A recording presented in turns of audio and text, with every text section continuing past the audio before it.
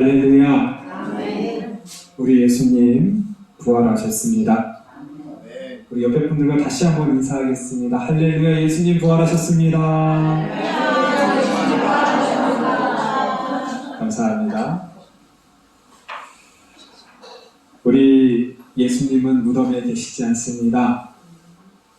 사람은 죽으면 무덤을 만듭니다. 거기에 시신을 모십니다. 그러나 우리 예수님은 무덤에 계시지 않아요. 우리 기독교는 무덤의 종교가 아닙니다. 우리 예수님은 살아나셨기 때문입니다. 제가 장례식 설교 때마다 주로 인용하는 그 시가 있는데요. 성삼문이 썼다라고 하는 절명시예요. 성삼문은요, 세종대왕이 죽고 그의 아들 문종이 병약해서 일찍 죽어요. 그의 아들 단종이 어린 나이에 왕이 됐는데 그 삼촌인 세조, 수양대군, 그러니까 세종의 아들이에요. 자기가 왕이 되려고 단종을 죽이고 왕이 되는 거예요. 아무도 세조의 그런 행태에 대해서 잘못됐다고 말하지 않았는데 이 성삼문이라는 학자가 잘못됐습니다. 그건 안 됩니다. 말한 거예요. 성삼문이 태어날 때 하늘에서 낳느냐 3번 물었다고 해요. 그래서 이름이 삼문이에요. 굉장히 뛰어난 학자고요. 천재적인 아주 똑똑한 사람이에요.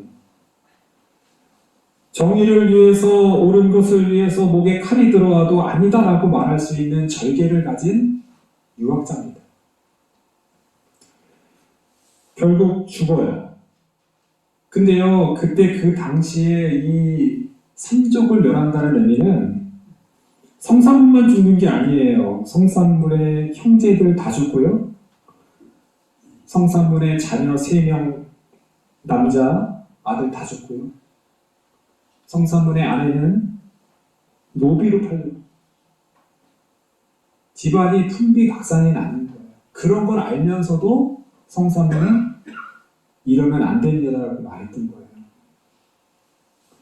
그리고 성삼문의 죽음은 거열형입니다. 거열형. 사람을 찢어서 죽는 거예요. 성삼문이 죽을 때 이런 시를 읊었어요. 북소리는 내 목숨을 재촉하는데 얼굴을 돌이키니 해는 서산에 기울었도다. 황천 가는 길에 나그네 볼 곳 없으니 오늘 저녁은 어디에서 머물고. 유교의 그 절개, 굉장한 정신력을 가졌던 그 학자가 이 죽음 앞에서 허무해지는 거예요. 오늘 어디서 머물고. 이것이 바로 우리 인간이 이 죽음 앞에서 끝나버리는 그 모습을 보여준다라는 거예요. 한편 우리 예수님께서도 마지막 마태복음의 최후의 예수님의 말씀은 나의 하나님 어찌하여 나를 버리셨나이까? 입니다. 그 문구만을 보면 이 예수님의 이 말씀도 하나님에 대한 원망과 이 죽음 앞에서 그냥 시들어버리는 그 인간의 나약함을 보여주는 것 같아요. 예수님이 끝까지 나는 하나님을 믿습니다. 다 이루었다고 다른 복음서에서는 멋있게 돌아가시지 않고 이 마태복음은 굉장히 한 인간의 어떤 절규와 연약함을 보여줘요. 성삼문 선생님은 그렇게 훌륭한 절개로 뛰어난 정신력으로 삶을 살았지만 죽음 앞에서 그냥 시들어버리는 거예요. 그러나 우리 예수님께서는 똑같은 죽음을 당했지만 거기서 끝나지 않았다는 거예요. 하나님께서는 우리 예수님을 무덤 속에, 죽음 속에 놔두지 않고 오늘 새벽에 살리셨습니다. 물론 예수님의 이 버리셨다라는 이 말씀은요, 대속에 대한 고백인 거예요. 내가 대속물로서 하나님이 나를 버리셔야 되고요. 그래야 온 인류가 살아나는 거예요. 그런 의미에 버리셨습니까? 라는 뜻이. 십자가의 형벌이 그것도 잔인하지만 성산문도 그에 못지않은 더 어떻게 보면 더 고통스러운 죽음이지만 이 고통의 무게를 또한 예수님은 단순히 육체적인 고통으로만 비교할 수 없는 거예요. 예수님은 하나님의 아들로서 낮아져서 이 죄의 무게를 짊어지시고 인간의 모욕과 능력을 당하시고 돌아가신 것이고요. 하나님께서는 그 예수님을 살려주셨다라는 것입니다. 오늘 말씀은요, 마태가 기록하는 예수님께서 부활하셨을 때의 모습이에요. 새벽기도 시간에도 함께 나누었지만 우리가 이 복음서를 볼 때 복음서마다 차이점이 있어요. 기록하는 방식이 조금씩 달라요. 그거를 성경을 읽으면서 비교해서 읽으면 훨씬 더 풍성해져요. 마태가 주장하고 있는 바가 있어요. 나중에 우리 성도님들 꼭 마태, 마가, 누가, 요한 집에 가서 한번 비교해 보시면서 최소한 이 부활의 기사들을 한번 읽어보세요. 마태는 왜 이렇게 썼을까를 우리가 발견해야 합니다.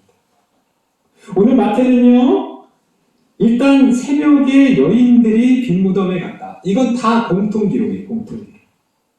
모든 여인이 다 예수님의 무덤으로 가요. 이 제자들은 다 떠나고 예수님의 그 여인들만 끝까지 남아서 예수님을 쫓아가고 그들이 바로 부활의 첫 주인공, 증인들이 됩니다. 자, 2절을 보면 큰 지진이 나며 주의 천사가 하늘로부터 내려와 돌을 굴려내고 그 위에 앉았는데, 이게 중요해요. 그의 형상이 번개 같고 그의 옷은 눈같이 희건을 지키던 자들이 그를 무서워하며 떨며 죽은 사람같이 되었다. 자, 다른 복음서에는요, 이미 여인들이 도착했을 때 이미 빈 무덤이었어요. 돌은 굴려져 있었고 빈 무덤이었고 여인들이 깜짝 놀랐어요. 누가 치웠지?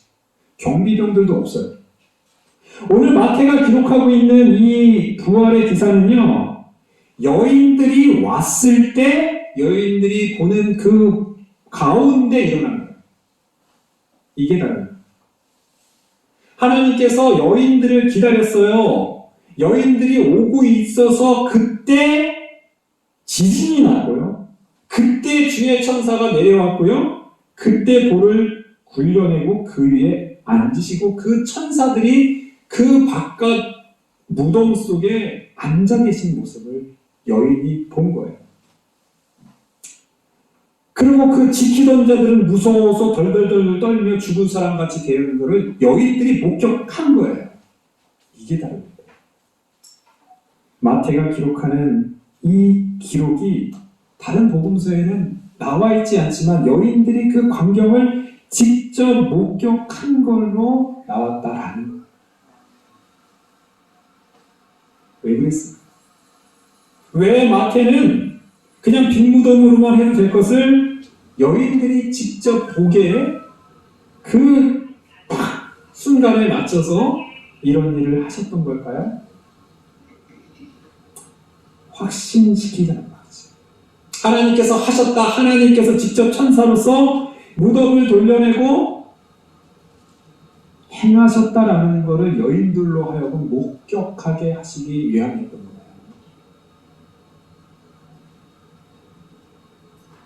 천사가 흰옷을 입고 내려오는 광경을 여인들은 봤어요. 땅에 지진이 나는 것도 봤어요. 그리고 커다란 돌이 굴려지는 것도 목격했습니다. 여인들이 그 목격을 했을 때 여인들의 감정은 이건 기쁨과 환희가 아니에요. 두려움이에요. 무서움이에요. 그들이 무서워했더라. 그렇죠. 천사가 5절입니다. 여인들에게 말하여 이르되 너희는 무서워하지 말라. 무서워하지 말라. 너무 좋아하지 말라 이게 아니라 무서워하지 말라. 무서워하지. 십자가에 못 박히신 예수를 너희가 찾는 줄을 내가 아노라. 그가 여기 계시지 않고 그가 말씀하신 대로 살아나셨고, 할렐루야. 이곳에 누우셨던 것을 보라. 알려주는 거예요. 빈 무덤 안을 보라는 거예요.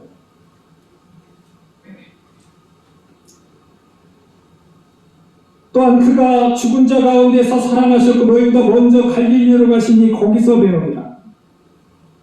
거기 가서 보라는 거예요. 갈릴리로 가라는 거예요. 적어도 마태의 기록에 의하면 갈릴리에서 다시 예수님을 만나는 걸로 나와요. 그 전에 만나지 않습니다. 왜 갈릴리에서 나오는지는 우리가 새벽 시간에 함께 나누었습니다. 8절, 그 여자들이 무서움과 큰 기쁨으로 빨리 무덤을 떠나 제자들에게 알리려고 다른지라 했습니다. 여인들은 하나님의 천사를 보았다는 무서움, 그리고 한편에는 그러면서도 예수님이 살아나셨다는 기쁨을 가지고 달려갑니다. 그때요, 또 예수님께서 그들을 만납니다. 달려가는데 그 무덤가에서 예수님께서 직접 또 여인들에게 나타나요. 평안하뇨. 예수님께서 다시 말합니다. 무서워하지 말라. 다시 한번 말해요. 무서워하지 말라. 가서 내 형제들에게 갈릴리로 가라. 내가 거기서 보리라 하시니라. 갈릴리로 빨리 가라. 다시 거기서 만나자. 라는 것이 오늘 마태가 기록하는 부활의 첫 장면이다라는 것입니다.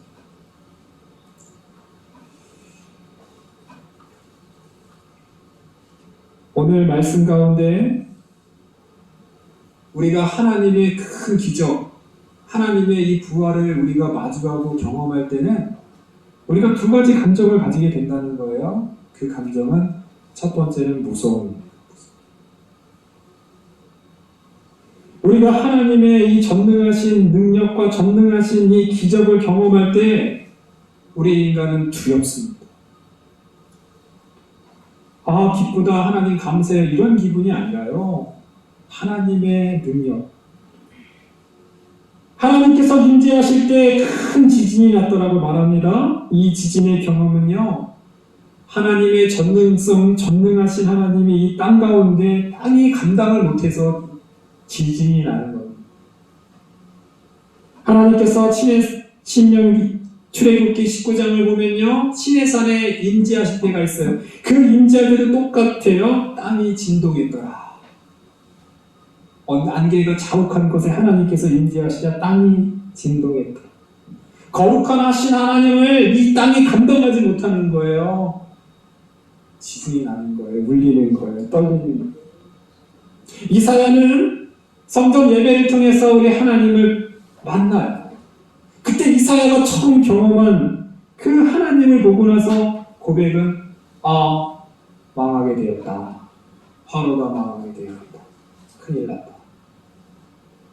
이사야의 가장 큰 문제가 바로 자신의 입술이었다는 거예요. 나의 언어와 나의 입으로 행했던 많은 죄악들이 하나님 앞에서 가장 부끄럽습니다. 그러자 천사가 제단에 있는 화로, 숯불로 이사야의 입술을 맑게 씻어주십니다. 오늘 경비병들을 보세요. 4절을 보면 지키던 자들이 그것을 무서워하여 떨며 죽은 사람과 같이 되었더라. 우리 신앙인들도 무섭고요. 사실 일반 사람들도 하나님의 임재, 하나님의 현현을 경험한다면 그들은 죽는 사람처럼 돼버린다는 거예요. 하나님의 임재는 무섭습니다. 바로 부활이 그러한 하나님의 임재의 가장 큰 기적이고 하나님의 가장 큰 능력이었다라는 거예요. 예수님께서 살아계실 때 예수님도 많은 사람을 살린 적이 있죠? 나사로도 살리고 야이로의 딸도 살리고 나인성의 그 청년도 살린 적이 있어요. 아니 이것도 부활 아닌가? 차원이 다른 거예요. 그들은 살았어도 또 죽는 거예요. 잠시 그냥 생명을 좀 연장한 거고요. 다시 때가 되면 또 사망에 그냥 죽는 거예요. 나사로가 살았다고 해서 영원히 사는 게 아니에요. 살아난 게 아니잖아요. 예수님의 부활은요, 살아나면 그냥 산 거예요. 다른 겁니다. 차원이 다른 거예요. 우리 예수님의 부활은 완전한 부활입니다. 할렐루야. 더 이상 사망에 다시 들어가는 것이 아니라 부활하시고 완전한 생명과 이제 영원한 생명을 얻게 되는 바로 그 부활인 거예요. 그렇기 때문에 이 부활이야말로 하나님의 기적 중의 기적입니다. 하나님께서만 하실 수 있는 놀라운 능력인데요. 이 능력을 우리가 볼 때는 첫 번째로 우리는 두려워하는 것입니다. 첫 번째로 우리는 무서운 마음을 갖게 될 수밖에 없다라는 거예요. 두 번째로 기쁨입니다. 여인들은 큰 기쁨을 가졌더라.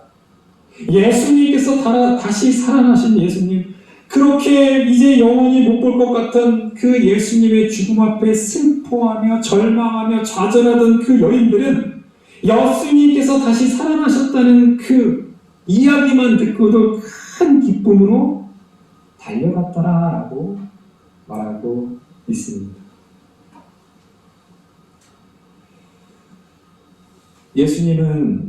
예수님의 부활은 우리에게 큰 선물을 줍니다. 왜냐하면 우리는 우리의 속해 있던 이 사망의 노예가 되고 사망에 갇혀져 있는 이 몸을 우리의 힘으로는 벗어날 수가 없어요. 그렇지 않나요? 우리 성도님들 예배당에 나와서 우리는 하나님께 늘 기도하잖아요. 하나님 뜻대로 살게 하옵소서. 아멘. 예배당에 나오면 우리는 한 주간 동안 우리의 부족한 점, 또 잘못한 점을 다 생각하지 않나요? 내가 조금 더 하나님 앞에 더 바르게 살면 좋을 텐데. 내가 조금 더 나의 욕심을 버리고 또 이웃을 위해서 더 많이 사랑했으면 좋았을 텐데. 내가 세상에서 다른 사람 너무 그렇게 미워하지 않고 내가 조금 더 사랑하고 내가 양보하면 참 좋았을 텐데. 그런 생각 하시죠? 네. 할렐루야. 네.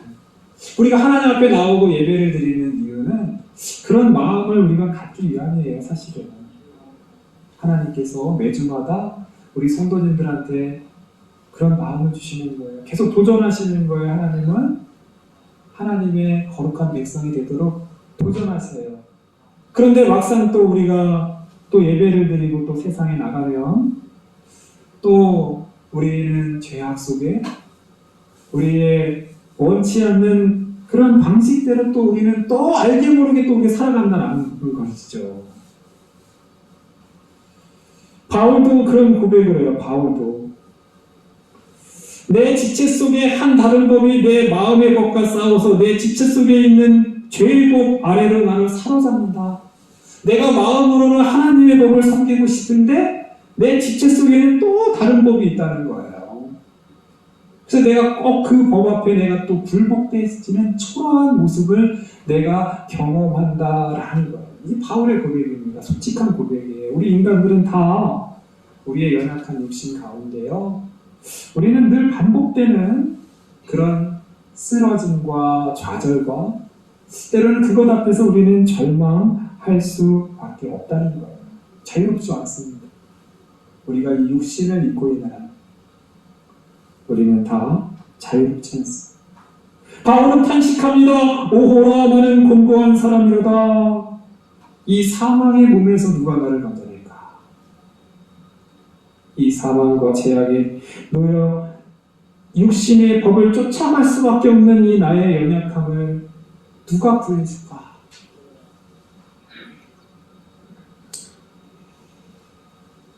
예수님입니다. 바울도요, 굉장한 사람입니다. 바울의 그 삶을 보고요, 바울의 그 행적들을 보면요, 정말 대단한, 아주 철저한 사람이고요, 정신력도 굉장히 뛰어나고요, 또 율법을 철저히 지켰던, 율법으로는 흠이 없다라고 말할 정도로 굉장히 인간적으로 보면은 엄격한 사람이고 철저한 사람이었어요. 마치 성삼문 선생님 정도의 어떤 그 정신력과 이 절제력, 그런 능력을 가진 사람이 사실 바울이었습니다. 바울도 그러나 아무리 노력해도 자신의 이 사망에 갇혀있는 이 몸에서 탄식할 수밖에 없는 거예요. 바울은 고백합니다. 고린도 전서 15장 55절에서 사망아 너의 승리가 어디 있느냐? 사망아 너의 쏘는 것이 어디 있느냐? 우리 주 예수 그리스도로 말미암아 우리에게 승리를 주시는 하나님께 감사하노니. 할렐루야. 우리 예수님께서 우리를 위하여 우리의 죄의 값을 담당해서 죽으시고, 그리고 예수님께서 다시 살아나신 것이 우리의 희망이라는 거예요.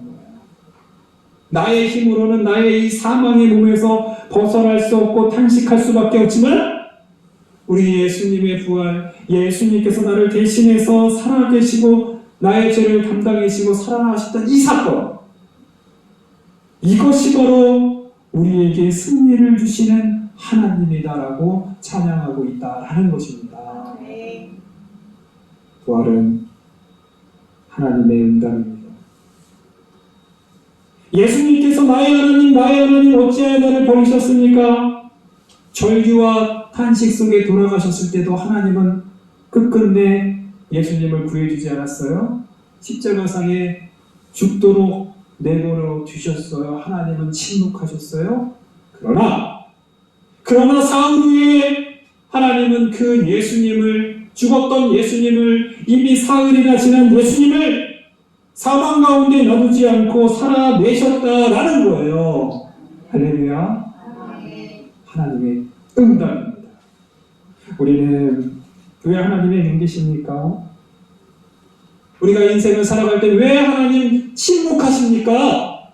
왜 하나님 좀 나타나서 멋있게 좀 저를 구원해 주시면 얼마나 좋습니까? 저의 질병을 좀 깨끗하게 즉시 고쳐주시면 얼마나 좋겠습니까? 제가 가지고 있는 인생의 문제를 즉각으로 하나님 해결해 주십시오.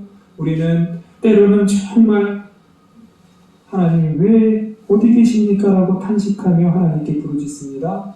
그런데 하나님 대답하시는 것 같지 않아요. 하나님이 침묵하시는 것만 같아요. 그런데요, 성도님, 잊지 마십시오. 바로 예수님의 부활이 하나님의 응답이라는 것입니다. 예수님의 부활이 우리 기도의 응답이다라는 거예요. 죽은 자를 살렸던 하나님의 능력이 바로 우리 하나님의 응답입니다. 우리 인간에게 가장 큰 응답은 바로 예수님의 부활인 거예요. 그것이 우리에게 기쁨이 된다라는 것입니다. 우리가 이 부활절을 맞이하기 위해서 사순절을 보냈어요. 기독교는요, 십자가의 죽음이 있은 후에 부활이 있는 거예요. 나는 부활만 있어야지, 나는 부활의 삶만 살아야지 라고 생각하는 사람들은 사실 부활의 큰 의미를 깨닫지 못해요. 진정한 부활의 의미는 내가 십자가의 고난을 내가 짊어져야지 하는 사람들에게 주어진다는 거예요. 우리가 왜 사순절을 지킵니까? 왜 예수님의 고난을, 왜 예수님의 십자가를 묵상하려고 노력합니까? 사실은요, 그 목적은요, 부활의 큰 기쁨을 누리기 위함입니다. 할렐루야. 우리는 그냥 십자가에서 그냥 죽어버리려고 우리가 예수님을 쫓아가는 게 아니에요. 우리가 왜 십자가를 짊어져야 됩니까? 왜 예수님의 고난을 우리가 묵상해야 됩니까? 그 뒤에 부활의 영광이 있기 때문이라는 거예요. 우리가 왜 이 세상에서 하나님을 섬기며 때로는 하나님을 위해서 헌신하고 수고해야 됩니까? 그 이유에 비교할 수 없는, 이 세상과 좋게 비교할 수 없는 부활의 능력과 저 천국의 보상과 저 천국의 영생이 우리를 기다리고 있기 때문이에요. 할렐루야. 아멘.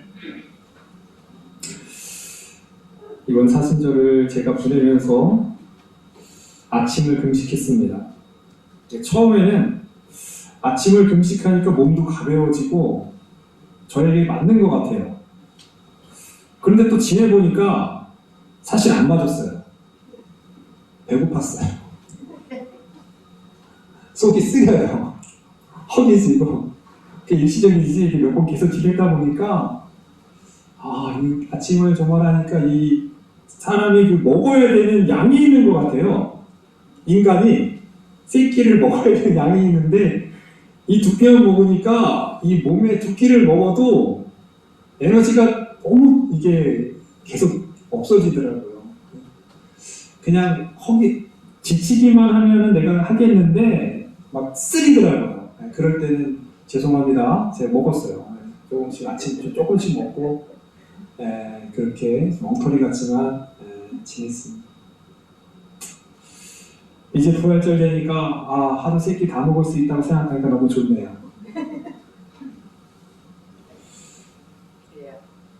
(40일) 동안 아침을 안 먹어보니까 이 세 끼를 먹는 것이 얼마나 기쁘다는 걸 깨닫는 거예요. 그냥 쭉 아무것도 안 하고 그냥 부활절 지내도 그냥 세 끼 그냥 먹으면 그냥 나는 아무것도 아니네 이게 되는 거예요. 예수님의 부활도 마찬가지입니다. 우리가 이 세상에서 예수님을 위해서 하나님에서 헌신하고 수고하고 그런 삶을 살았을 때 부활의 기쁨이 더 커지는 거예요. 특별히 한 주간 동안 우리 특별 새벽 기도에도 나와서 우리 열심히 우리 기도하시는 우리 성도님들은 우리가 그 고난을 묵상하고 우리 십자가를 다 짊어지면 거기에 따른 그 기쁨과 보상이 훨씬 더 큰 거예요.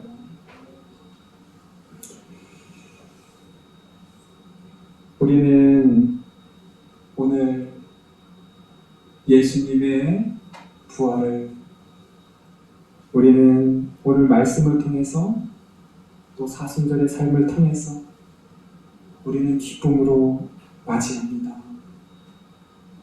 예수님의 부활은 일단 하나님의 기적이라, 하나님의 임재라, 하나님의 능력이라 우리에게 두려움으로 다가옵니다. 무서움으로 다가와요. 그러면서 또한 예수님의 부활은 우리에게 큰 기쁨으로 다가오는 겁니다.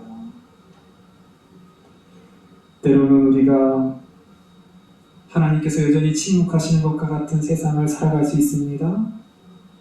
그런 광야의 한복판에 놓여있는 것 같은 삶을 살 수 있어요. 그러나 우리 예수님을 살리시던 하나님의 그 응답이 바로 우리에게도 반드시 주어지는 하나님의 약속이다라는 것을 우리는 믿어야 합니다. 아멘. 예수님의 부활은 나의 부활이다. 나도 이제 예수님과 같이 부활할 것이다. 라는 하나님의 약속이고 하나님의 응답이고 하나님의 메시지라는 거예요. 아멘. 우리는 두려움과 떨림과 또한 한편으로 기쁨과 능력으로 이 부활의 삶을 살아가는 우리 모든 성도님들 되기를 간절히 바랍니다. 아멘.